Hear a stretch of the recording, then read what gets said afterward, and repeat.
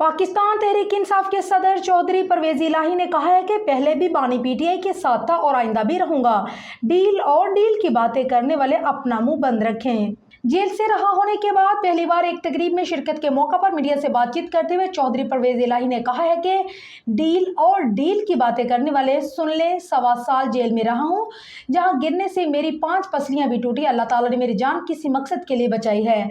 उन्होंने कहा है कि मेरी ना किसी से कोई डील हुई है और ना ही मुज़ाकरात। कैंप जेल लाहौर में चौधरी शजात और उनकी फैमिली मिलने आते रहे। अगर डील करनी होती तो मैं तभी कर लेता। उस वक्त भी मोहसिन नकवी ख्वाह मुख्वाह करता दरता बना हुआ था। चौधरी परवेज इलाही ने मजीद कहा है कि ना बानी पीटीआई पीछे हटे हैं और ना ही मैं हटूंगा।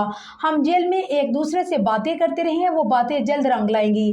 तहरीक इंसाफ जल्द इक़्तिदार में आएगी। पीटीआई के सदर का कहना था कि काफिले के किसी रहनुमा से मेरी कोई मीटिंग या बात नहीं हुई। ये हर गलत जगह अफवाहें फैला रहे हैं। उन्होंने गुजरात का मैंडेट चोरी किया, पहले वो वापस करें फिर बात होगी। चौधरी परवेज इलाही का मजीद कहना था कि लोग असेंबली तोड़ने की बात करते हैं, इसमें भी अल्लाह ने खैर रखी है। मेरी पोजीशन वाज़ेह है, इसमें कोई भी शक की गुंजाइश नहीं है।